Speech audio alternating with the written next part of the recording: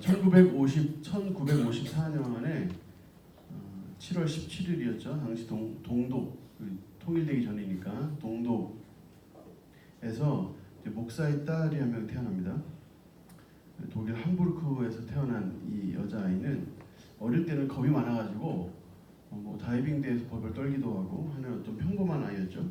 대학에서는 물리학을 전공을 했고 통일이 된 이후에 서독으로 건너와서 이제 일하게 됩니다. 이 여자분이 동독 출신 이혼녀라는 비난도 받긴 했지만 그러면서 정치에 입문하게 되고요. 2000년에 독일 보수 정당이죠. 기민당이라고 보통 부르는데 기민당 최초의 여성 의장이 되고 2005년에는 여야를 아우르는 연합정부를 형성을 하면서 독일 최초의 여성 총리로 당선이 됩니다. 2009년에 다시 재당선이 되고요. 2013년에 또다시 연임하게 되고 2017년에 연달아 연임을 합니다. 현재 임기가 진행되고 있는데 이 임기가 마치면 16년 동안 총리의 자리에서 최장기 집권을 하게 됩니다.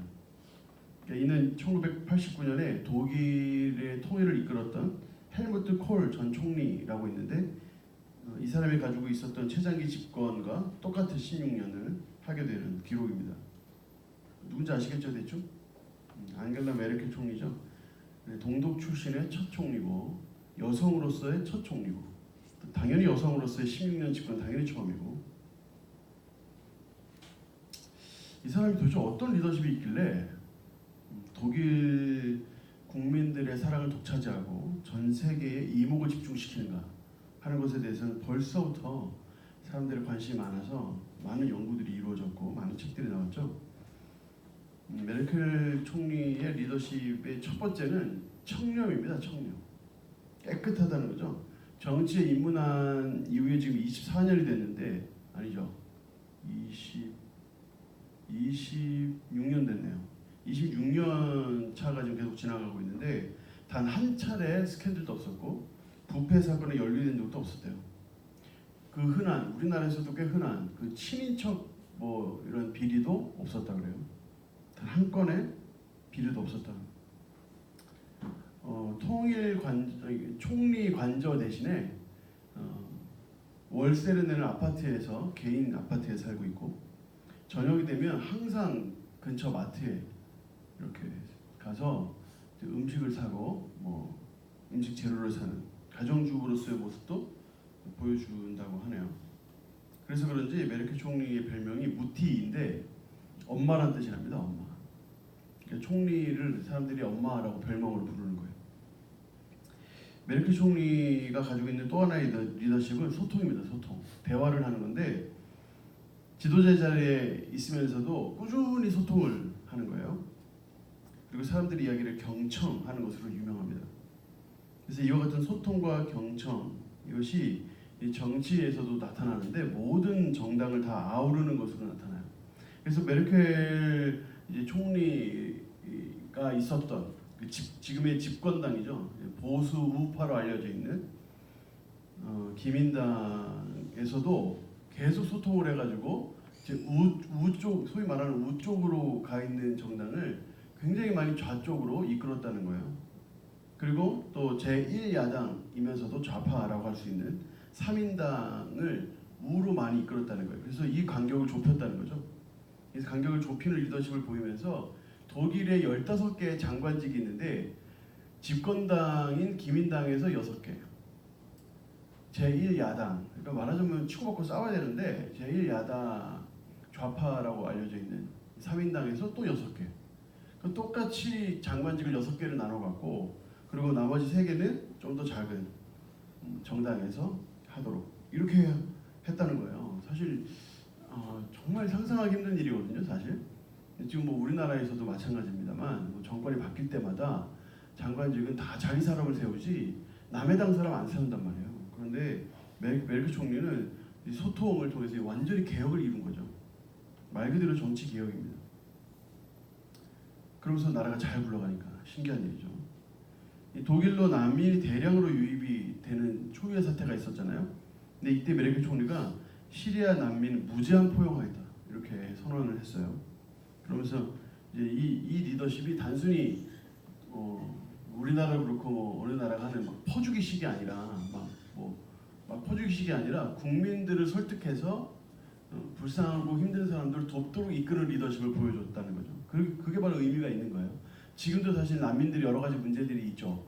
그들이 대부분 무슬림들이고 또 극렬주의자들이 많고 해서 그 이후에 독일에 사실 소요 사태 비스무리한 것들이 좀 있긴 했었고, 그래서 그것 때문에 또 여러 번 또 독일에서는 문제가 되었었는데, 문제를 일으킬 만한 사람은 받지 않고 문제를 일으키지 않을 부족하고 연약하고 가난한 사람들을 받아들여서 여러 가지 까다로운 조건들 안에서 이들을 이제 독일 국민으로 인정하는 이런 어떤 여러 가지 법적인 조치들을 하면서 지금도 뭐 여러 가지 뭐 아직 다 해결된 건 아니지만 그런 정책을 피면서 나라를 잘 이끌어가고 있다는 면에서 상당히 높이 살만하다 하는 생각이 들죠. 이것도 아주 개혁적인 정치 행보라고 할 수 있어요. 독일의 한 기자가 메르켈에 대해서 그녀의 제1원칙은 양보와 타협이다 이렇게 이야기했어요. 그러니까 뭔가 앞에 이끌어나가는 강력한 리더십으로 뭔가 이 정책을 이끌어 나간다기보다는 사람들을 계속 만나고 또 양보할 건 양보하고 타협할 건 타협하면서, 또 유명한 게 그거죠. 독일이 전범 국가라는 것, 독일이 전쟁을 일으킨 범죄 국가라는 것에 대해서 항상 인식을 하면서 기회가 되는 대로 항상 그 악행에 대해 반성하고 사죄하고 그리고 다시는 그런 일을 반복하지 않겠다 하는 이야기를 꾸준히 이렇게 하면서 나라가 어느 방향으로 나아가야 될지를 계속 제시하고 있다는 거예요. 일본에 가서도 똑같은 이야기를 반복을 하면서 똑같은 전범 국가인데도 항상 우리는 잘못이 없고 뭐 사과도 안 하고 막 이러는 그 일본의 어떤 정서에 아주 큰 파문을 일으켰죠. 2015년에 타임지의 올해의 인물로 선정이 됐는데, 이 한 사람이 이룬 이 엄청난 개혁이 한 나라를 그 전범 국가에서 행복한 나라로 바꿨고, 또 전쟁에서 패배했던 패배주의 국가에서 잘 사는 나라로 바꿨어요. 그리고 전 세계에서 집중할 만한, 주목할 만한 그런 나라가 된 거예요. 제가 지난번에 작년 여름이었죠. 프랑스를 가서 프랑스에서 이제 선교 사역을 같이 잠깐 동안 단기 선교를 했는데, 거기 이게 스트라스부르라고 있어요. 거기가 이제 김종명 선교사님 계신 곳이고 난민 사역을 하시는 선교사님이셔가지고 프랑스에서 같이 이렇게 난민 사역 돕고 했는데, 거기가 이제 다리 하나만 건너면 독일이에요. 그런데 프랑스 사람들이 다 독일에 가서 장을 본다는 거예요. 프랑스의 물건보다 독일 물건이 훨씬 더 좋다는 거예요. 그래서 그 다리 하나 건너면 되니까 가가지고, 어차피 뭐 돈도 다 유로니까 가가지고 여기 독일에서 다 음식을 사온다는 거예요. 과일도 훨씬 더 싸고 질도 좋고, 그래가지고 다 가가지고 거기서 장을 본다는 거예요. 독일이 정말 거리가 완전히 달라요. 스트라스부르에 있다가, 물론 스트라스부르 프랑스도 굉장히 선진국인데 스트라스부르에 있다가 독일에 넘어가면 거리가 달라요. 깨끗하고 또 여러 가지로. 그래서 아니 프랑스도 잘 살지 않아요? 그랬더니 독일이 훨씬 잘 산다는 거예요. 그런 오랜 동안에 10년이 넘는 오랜 동안에 이런 개혁이 이루어낸 거죠. 개혁은 한 사람을 통해 일어나는 거예요. 개혁은 여러 사람이 필요가 없어요. 단 한 사람이 바로 서면 개혁이 일어나는 거예요. 여러분의 인생에도 개혁이 일어나기를 원하시면 한 사람만 바꾸면 되는 거예요. 여러분의 가정에, 또 여러분의 주변에, 여러분의 사랑방에 어디든지 개혁이 일어나고 싶으면 단 한 사람만 바꾸기 시작하면 그 사람의 개혁을 이루기 시작을 하는 거예요. 오늘 본문의 10절에 보면요, 개혁이라는 말이 나와요. 개혁할 때까지 맡겨둔 것이라. 개혁이라는 말이 나와요. 어떤 개혁인가요? 우리 잘 아는 개혁이거든 사실. 우리 지금 계속 히브리서를 보면서 반복하고 있는데, 우리가 너무 잘 아는 거예요. 우리가 구약 시대 때는 제한된 예배를 드렸고, 또 하나님의 은혜를 충분히 누리지 못하는 예배를 드렸는데, 예수 그리스도께서 십자가의 죽으심을 통해서 우리가 하나님의 임재 가운데로, 주님의 그 사랑 가운데로 담대히 나아갈 수 있는 길이 생겼다는 거예요. 그래서 히브리서 4장 16절에 얘기하고 있는 것처럼, 그러므로 우리는 긍휼하심을 받고 때를 따라 돕는 은혜를 얻기 위하여 은혜의 보좌 앞으로 담대히 나아갈 것이니라. 이런 길이 열렸다는 거죠. 그러니까 예수 그리스도께서 바로 그 길을 여셨다는 이야기를 지금 반복해서 여러 가지 이해를 들어가면서 또 여러 가지 이야기를 하면서 우리에게 강조하고 있어요. 히브리서 기자는 마치 강의 설교자 같아요. 한 가지 포인트를 가지고 그 포인트를 설명하기 위해서 여러 가지 방법들을 사용하고 있는데 오늘 본문도 마찬가지예요. 바로 이 우리가 잘 알고 있는 바로 이면 구약과 신약의 예배의 차이, 예수께서 그 길을 여셨다 하는 부분을 강조하기 위해서 이번에는 이 성막이라는 이미지를 사용하고 있어요. 1절에 보면 첫 언약을 언급을 하는데 말 그대로 첫 언약은 구약을 이야기하는 거예요. 그래서 구약 시대 때는 어떻게 예배드렸는지를 이제 설명을 하기 시작해요. 두 가지로 설명을 하는데 장소, 예배드리는 장소, 예배당을 설명을 하고 예배드리는 방법, 예법에 대해 설명을 해요. 이 두 가지를 설명을 하는데 일단 첫 번째로 장소를 설명을 해요. 2절에 보면 예비한 첫 장막이라고 했는데 이 첫 장막은 이제 성소를 의미해요. 제가 지난번 주일 예배 때 막 그림 못 쓰는 그림으로 막 그림 그려가면서 설명했는데 한번 그걸 떠올려 보세요. 3절에 보니까 둘째 휘장 뒤에 있는 장막. 그러니까 둘째 장막이라고 하면 되는데 앞에 첫 장막을 성소라고 표현했으면 지금 3절에 둘째 장막 이렇게 하면 되는데 그렇게 안 하고 저자가 일부러 둘째 휘장 뒤에 있는 장막이다 이렇게 표현을 하고 있어요. 그러니까 휘장을 강조하는 거예요. 휘장. 왜 휘장을 강조하는 뒤에 또 나와요. 그래서 바로 거기가 지성소라는 거예요. 성소에는 등잔대도 있고 상도 있고 진설병도 있대요. 근데 이 성막 기구들이 다 의미가 있지만 설명 안 합니다. 별로 중요하지. 지금 이 이야기를 설명하는데 별로 안 중요하거든요. 지성소에는 기도를 뜻하는 향로가 있는데 성경에 보니까 금으로 만들어졌다 이런 표현을 써요. 또 사면을 금으로 싼 언약궤. 언약궤가 언약궤인데 사면으로 금을 쌌다. 그 금으로 쌌다는 걸 강조를 해요. 또 항아리라고 언급하는데 금으로 되었다 언급해요. 근데 사실 지금 이 지성소에 있는 이것들도 다 금으로 된 거 맞는데 사실은 성소에 있는 금 등대 그것도 금으로 되어 있는 거거든요. 등잔대가 다 금으로 되어 있는 거란 말이에요. 근데 그건 금으로 되어 있다고 설명을 안 하고 그냥 지성소에 있는 것들만 특별히 금으로 되었다고 따로 설명을 하고 있어요. 그러니까 지금 히브리서 저자는 성소보다는 지성소 쪽에 초점을 맞춰가지고 설명을 하고 있어요. 바로 그 언약궤 다른 말로 속죄소라고도 하는데 우리의 죄를 용서해 주시는 곳이다 해서 속죄소라고도 하는데 그 언약궤를 덮는 그 뚜껑에는 영광의 그룹들, 그 천사들이 이렇게 있다, 금으로 되어 있다 하는 것을 설명을 하는데 그 의미에 대해서는 세세히 설명을 안 하고 넘어갑니다. 그게 중요한 게 아니기 때문에 그래요. 기구에 대해서 이렇게 간단히 딱 설명을 하고 성소보다는 지성소를 강조하면서 기구를 딱 설명하고 그 다음에 예법을 설명하는데 예법에도 두 가지를 설명을 해요. 매일 드리는 제사가 있다는 거예요. 항상 드리는 제사가 있다는 거예요. 그리고 지성소에 들어가서 드리는 특별한 예배가 있다는 거예요. 이 두 가지를 나눠서 설명을 해요. 그래서 6절에 보니까 첫 번째 예식인 항상 드리는, 다시 말해서 매일 드리는 예식이 있다는 거예요. 그 예식이 이제 매일 아침 저녁으로 드리는, 또 이제 진설병을 바꾸고 이런 것들이 예식이 있거든요. 그런 예식이 있고 지성소까지 들어가서 드리는 예식이 있다는 거예요. 그게 바로 대속죄일에 드리는 제사인데 1년에 딱 한 번 드리는 거예요. 차이가 있어요. 매일 드리는 제사는 그냥 여러 제사장들이 돌아가면서 수행을 하면 돼요. 그런데 대속죄일에 드리는 그 제사는 대제사장만 수행할 수 있어요. 오로지 대제사장만 수행할 수 있어요. 그것도 1년에 한 번만. 그러니까 성소에서 드려지는 예배는 성소에서 드려지는 예배는 많은 제사장들이 다 들어가면서 돌아가면서 섬기는 건데 대제사장은 딱 1년에 한 번 지성소에 들어가서 예배를 드린다는 거예요. 그리고 또 한 가지 아주 중요한 포인트가 매일 드리는 제사는 피가 필요가 없어요. 물론 양을 잡거나 소를 잡을 때 번제단에서 피를 흘리겠죠. 근데 그렇게 드리긴 하는데 그렇다고 해가지고 그 피를 들고 성소까지 들어가진 않아요.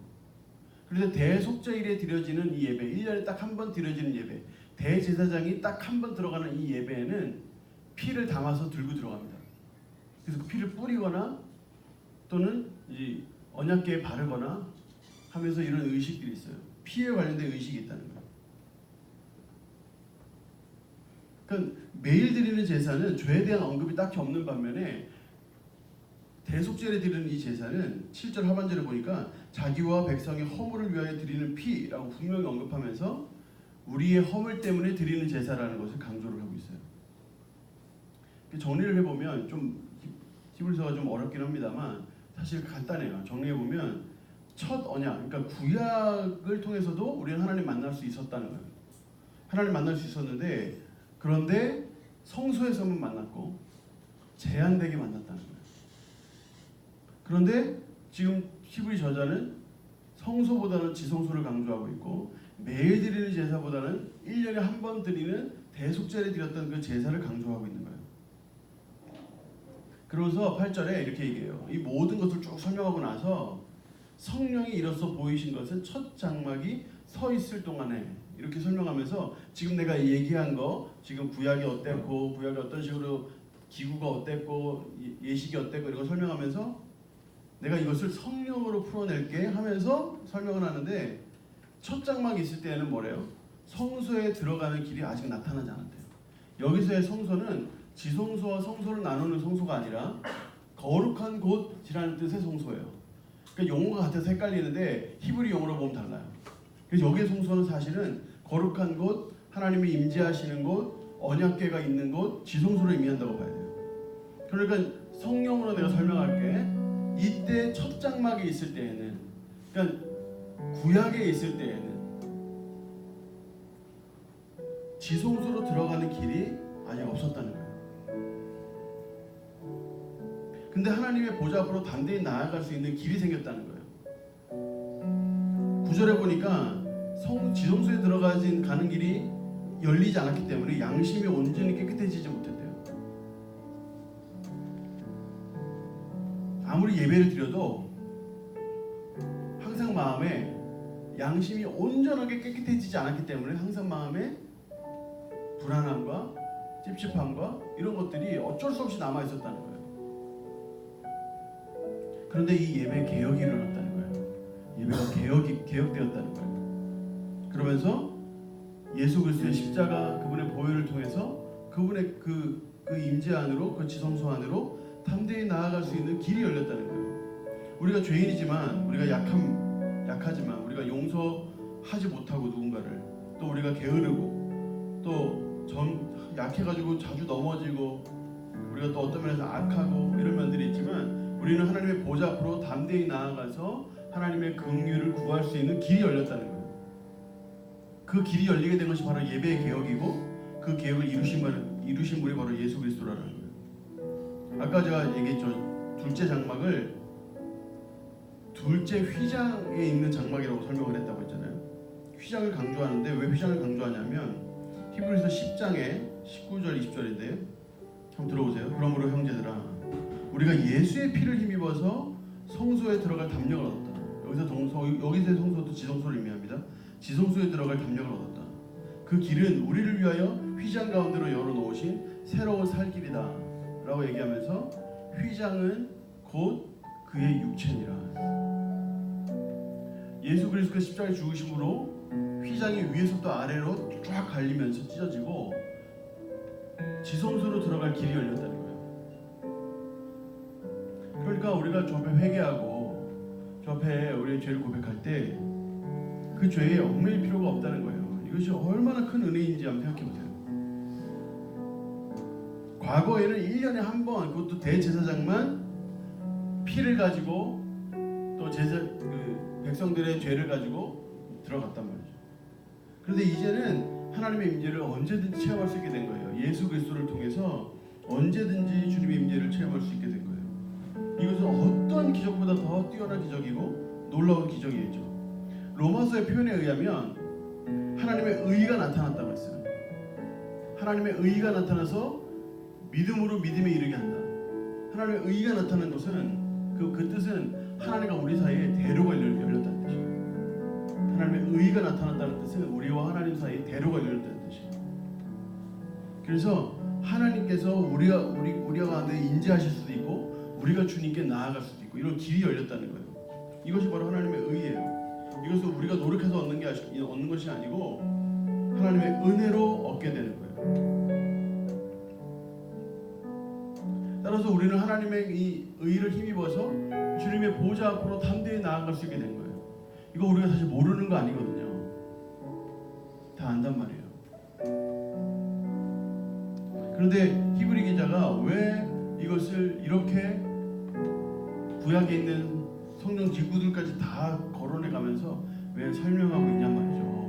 이미 예수께서 십자가를 통해서 길을 여셨고 하나님의 의가 이미 나타나는데 왜 이것을 또다시 반복해서 설명하고 있냐는 거예요. 아무리 그 길이 열렸어도 그 길을 누리지 못하는 사람들이 많기 때문에 그래요. 그 뜻대로 그 풍성함을 누리지 못하는 사람들이 많기 때문에 그래요.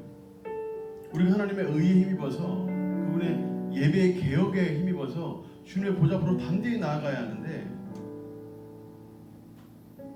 그것도 우리가 놓치고 있는 거예요. 예수 그리스도의 육체의 죽음, 십자가의 사랑에 의지해서 그분의 긍휼하심을 바라보면서 주님께 나아가야 되는데 그것이 바로 우리의 살 길이고 은혜 받는 길이고 기도 응답을 체험하는 길이고 또 하나님의 능력을 체험하는 길인데 그 길을 자꾸 놓치고 있는 거죠. 우리의 마음속에 나 같은 사람에게는 그런 일이 일어나지 않을 거예요. 그런데 그 일이 일어날 수 있어요. 그것의 최고의 근거는 예수 그리스도죠. 하나님의 의가 우리에게 나타나게 하신 거예요. 하나님과 우리 사이에 대로를 여신 거예요. 그래서 우리의 예배가 개혁된 거예요. 그러니까 우리는 더욱 십자가를 의지하면서 하나님의 의를 의지하면서 주님의 보좌 앞으로 나아갈 수 있어요. 그분 앞에는 진짜 은혜가 있고 그분 앞에는 진짜 능력이 있고 그분 앞에는 진짜 기도응답이 있고 그분 앞에는 정말 평안이 있거든요. 그 길은 내가 잘해서 얻는 거 아니에요. 하나님의 은혜로 얻어진 거예요. 물론 우리가 이 하나님의 은혜, 풍성한 은혜를 누리기 위해서 주님의 보좌 앞으로 담대히 나아가는 노력은 할 필요가 있어요. 그런데 주님의 보좌 앞으로 담대히 나아가면서도 마음속 깊이 있는 곳에는 이런 일은 일어날 수 없을 거야. 이런 일은 되지 않을 거야. 내가 지금 기도하고 있긴 하지만 이게 언제 이루어질까 하는 불안감들을 가질 필요가 없다는 거예요. 우리가 오늘 찬양에서도 주님의 사랑을 찬양했고 그 의의가 우리에게서 온 것이 아니라 선한 목자 되신 그분으로부터 온다는 찬양을 우리가 방금 불렀는데 우리의 마음속 깊은 곳에 의심이 또 하나님에 대한 그 긍휼하심의 풍성함을 누리지 못하는 그런 한켠에 있는 불안감들이 있을 수 있어요. 우리의 예배가 개혁되어야 해요. 우리의 예배가 개혁되려면 우리 개인이 개혁돼요. 아직도 구약에 아직도 성소에 머물러서 예수 그리스도를 통하여 그분의 지성소로 나아갈 수 있는데 지성소로 나아가지 못하는 이들이 우리 중에는 없어야 되겠어요. 그래서 오늘도 우리가 하나님께 기도하며 주님을 찾으며 주님의 보좌 앞으로 담대히 나아가서 하나님의 긍휼하심을 풍성히 누리고 하나님의 은혜를 누리는 저와 여러분 되기를 예수님 이름으로 축원합니다. 우리 같이 한번 기도하겠습니다. 우리의 연약함, 우리의 악함에 매이지 않게 하시고 오직 하나님의 의 예수 그리스도의 십자가 통해서 그 보좌 앞으로 담대히 나아가게 하여 주시옵소서. 은혜를 체험케 해주시고 기도 응답을 받게 해주시고 삶에 일어날 수 없는 일이 일어나는 될 수 없는 일이 되는 그런 긍휼을 기적적으로 체험하는 우리 인생이 되게 하여 주시옵소서. 하나님의 은혜를 우리 간절히 바라며 하나님의 의를 의지해서 우리 간절한 마음으로 하나님께 기도하겠습니다.